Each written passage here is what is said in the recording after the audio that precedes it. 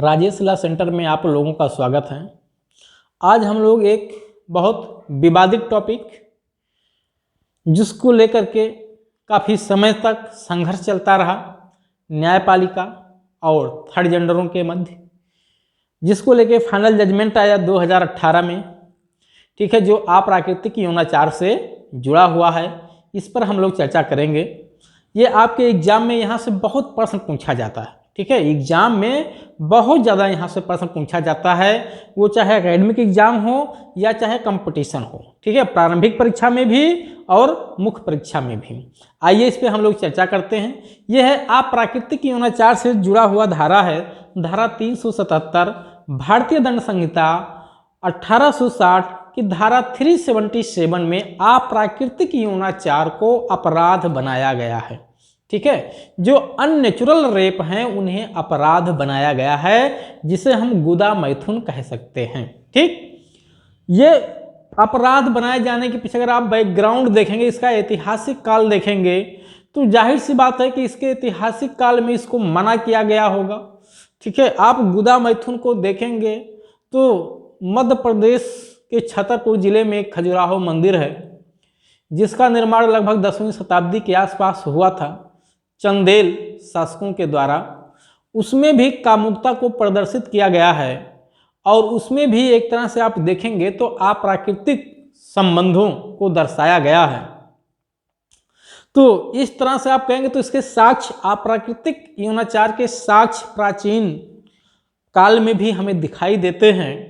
ठीक है, इस अप्राकृतिक यौनाचार को अपराध घोषित किया गया भारतीय दंड संहिता में, और जिस समय यह अपराध घोषित किया गया उस समय ब्रिटिश शासन यहाँ पे था। ठीक है, ब्रिटिश भारत था, ब्रिटेन हमारे देश पे हुकूमत कर रहा था, उसके द्वारा बनाया गया ये कानून है।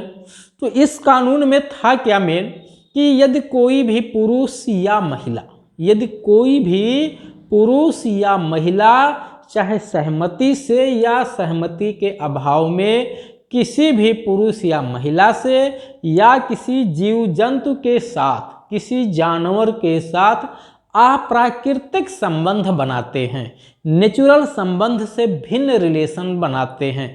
ठीक है, जिसको गुदा मैथुन कहते हैं, तो उसे अपराध घोषित किया गया था और उसके लिए सजा अधिकतम आजीवन कारावास या 10 वर्ष तक के कारावास या जुर्माना का प्रावधान किया गया था, या दोनों भी हो सकता है। इसको लेकर के एक लंबी लड़ाई चली। ठीक है, इसको लेकर के एक लंबी लड़ाई चली। जो हमारे यहाँ थर्ड जेंडर हैं, ठीक है, जो तृतीय वर्ग के लोग हैं, इन लोगों ने, इनका विरोध था कि इसको ख़त्म किया जाए। ठीक है, ये जो है उनकी स्वतंत्रता में बाधा डालता है। तो इसको लेकर के उन्होंने 3 महत्वपूर्ण केस में लड़ाई लड़ी। ठीक है, नाज फाउंडेशन का पहला केस है, नाज फाउंडेशन बनाम सरकार। ठीक है, राष्ट्रीय राजधानी क्षेत्र दिल्ली 2010 या 2009 का भी केस है। ठीक है, कहीं कहीं 10 लिखा मिल जाएगा, कहीं कहीं 9 लिखा मिल जाएगा। इस केस में, ठीक है, दिल्ली हाई कोर्ट ने अनुच्छेद 14, 15 और 21 के आधार पे थर्ड जेंडर के स्वतंत्रता के अधिकार पे, उनकी समानता के अधिकार में दखल माना इस अनुच्छेद धारा को, और इसे असंवैधानिक घोषित कर दिया। अर्थात दिल्ली हाई कोर्ट ने, ठीक है, थर्ड जेंडर के पक्ष में निर्णय सुनाते हुए धारा 377 को असंवैधानिक घोषित कर दिया था, अनकॉन्स्टिट्यूशनल डिक्लेयर कर दिया, और कहा कि यदि थर्ड जेंडर आपस में सहमति से, ठीक है, अगर वो मेजर हैं, मेजर होना चाहिए, अगर वो मेजर हैं अर्थात 18 साल के हो चुके हैं या उससे ऊपर के हैं और आपस में सहमति से संबंध बनाते हैं, तो अब वो अपराध नहीं है। लेकिन जानवरों के साथ, जीव जंतुओं के साथ अगर कोई महिला या पुरुष संबंध बनाता है तो उसे अपराध माना गया था। मतलब ये अपराध तब भी था, आज भी है, लेकिन आपस में अगर थर्ड जेंडर संबंध बनाए तो इसको अपराध की श्रेणी से मुक्त कर दिया गया। न केवल थर्ड जेंडर को छूट दिया गया था, बल्कि जो अन्य महिलाएं या पुरुष हैं, ये लोग भी आपस में कोई भी संबंध यानी गुदा मैथुन कर सकते हैं, ठीक है, अननेचुरल संबंध बना सकते हैं, उस पर कोई रोक नहीं रह गया था। इसको ये जो रोक था इसको आर्टिकल 14, 15 और 21 का वायलेशन माना दिल्ली हाई कोर्ट ने और धारा 377 को असंवैधानिक घोषित कर दिया था। लेकिन बाद में फिर, ठीक है, इसमें सुरेश कुमार कौशल बनाम नाज फाउंडेशन के केस में इसको चैलेंज किया गया दिल्ली हाई कोर्ट के जजमेंट को, और सुरेश कुमार कौशल के केस में, नाज फाउंडेशन के केस में जो दिल्ली हाई कोर्ट ने जजमेंट पास किया था उस जजमेंट को ओवर रूल कर दिया गया, अर्थात नाज फाउंडेशन के जजमेंट को उलट दिया गया और सुप्रीम कोर्ट ने फिर से धारा 377 को संवैधानिक घोषित कर दिया और फिर एक बार उसे अपराध घोषित कर दिया गया, ठीक है। उसी समय से जो थर्ड जेंडर थे फिर उनमें शोक की लहर दौड़ गई, क्योंकि जब दिल्ली हाई कोर्ट ने जजमेंट पास किया था तो उनमें बहुत खुशी की लहर दौड़ गई थी, जगह जगह लोगों ने मिठाई बांटी, खुशियां साझा की, नाच गाने हुए। लेकिन जब सुरेश कुमार कौशल के केस में सुप्रीम कोर्ट ने, ठीक है, 2014 में केस नाज फाउंडेशन के जजमेंट को पलट दिया तो फिर उनमें शोक की लहर दौड़ गई और वो लोग परेशान हो गए।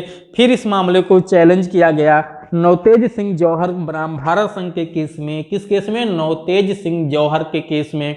और नवतेज सिंह जौहर के केस में, ठीक है, इस केस में जजमेंट आते ही थर्ड जेंडरों में, ठीक है, खुशी की लहर फिर से एक बार दौड़ गई और सुप्रीम कोर्ट ने जो नाज फाउंडेशन का केस का जो जजमेंट था दिल्ली हाई कोर्ट का उसको फिर से बहाल कर दिया और इसको जो है धारा 377 को असंवैधानिक घोषित कर दिया। इस नवतेज सिंह जौहर के केस में, ठीक है, ये छूट दे दिया गया कि कोई भी पुरुष, कोई भी महिला, कोई भी थर्ड जेंडर, ठीक है, थर्ड जेंडर का मतलब यहाँ पे, ठीक है, जो महिला और पुरुष की श्रेणी में नहीं आते हैं, जिनको हम लोग हिजड़े कहते हैं या छक्के कहते हैं, ठीक है, इन लोगों को, ठीक है, थर्ड जेंडर का नाम दिया गया है। इन लोगों को ये राइट दे दिया गया, मतलब सभी को राइट मिल गया, कोई भी महिला हो, पुरुष हो, थर्ड जेंडर हो, सबको ये राइट मिल गया कि अगर वो 18 साल या उससे ऊपर की उम्र का है तो आपसी सहमति से अब किसी भी प्रकार का संबंध आपस में बना सकता है, चाहे वो नेचुरल का तो खैर पहले से ही छूट था, अननेचुरल संबंध बनाने की भी छूट दे दी गई, अप्राकृतिक यौनाचार करने की छूट दे दी गई है। लेकिन जानवरों के संदर्भ में आज भी ये छूट नहीं है। अगर कोई पुरुष, अगर कोई महिला, अगर कोई थर्ड जेंडर किसी जीव जंतु के साथ अप्राकृतिक संबंध बनाता है तो वो आज भी धारा 377 के तहत अपराध होगा। तो इस तरह से मैं कह सकता हूं कि सेक्शन 377 को आंशिक रूप से अनकॉन्स्टिट्यूशनल डिक्लेयर कर दिया गया है। इन जानवरों के संबंध में आज भी ये संवैधानिक बनी हुई है, लेकिन इंसानों के संदर्भ में अब इसमें अपराध नहीं रह गया है। लेकिन अगर वही सहमति का अभाव है, ज़बरदस्ती किसी महिला, पुरुष या थर्ड जेंडर के साथ, या वो लोग थर्ड जेंडर आपस में संबंध बनाते हैं या उनकी उम्र 18 से कम है, तो भी ये धारा 377 उन पे लागू हो जाएगी। तो इस तरह से आपने देखा ये 3 बहुत महत्वपूर्ण केस हैं। नाज फाउंडेशन का केस जिसमें दिल्ली हाई कोर्ट ने सेक्शन 377 को अनकॉन्स्टिट्यूशनल डिक्लेयर कर दिया था, लेकिन सुरेश कुमार कौशल के केस में सुप्रीम कोर्ट ने फिर से उसको बहाल कर दिया, यानी नाज फाउंडेशन के जजमेंट को पलट दिया। लेकिन फाइनली नवतेज सिंह जौहर के केस में जो 2018 का है, 5 जजों की बेंच इसमें बनाई गई थी, ध्यान रखिएगा। इस 5 जजों की बेंच ने सुरेश कुमार कौशल के जजमेंट को पलटते हुए, ठीक है, ये थर्ड जेंडर के पक्ष में, उनके हक में जजमेंट पास किया और कह दिया कि सहमति से यदि अप्राकृतिक संबंध आपस में बनाते हैं वो लोग तो अब वो अपराध नहीं है। और यही जजमेंट आज भी प्रभावी है। अब जब तक इससे कोई बड़ी बेंच इसको नहीं पलटती है तब तक ये जजमेंट लागू रहेगा। ये केस अक्सर पूछा जाता है, ठीक है, और ये केस, तीनों केस यहाँ से एग्जाम में पूछे जाते हैं, आपको तीनों अलग से याद रखना है। नाज फाउंडेशन के केस में इन 3 आर्टिकल का हवाला दिया गया था। हाँ, विधि आयोग ने भी अपने 142वीं रिपोर्ट के माध्यम से धारा 377 को समाप्त करने की सिफारिश कर चुकी है। फिलहाल अभी समाप्त नहीं किया गया है, लेकिन आंशिक रूप से ये धारा असंवैधानिक हो गया है, ठीक है। तो इस तरह से आपने जो है प्रकृति विरुद्ध अपराध को समझ लिया, ये क्या होता है। अब हम लोग फिर मिलेंगे नेक्स्ट क्लास में।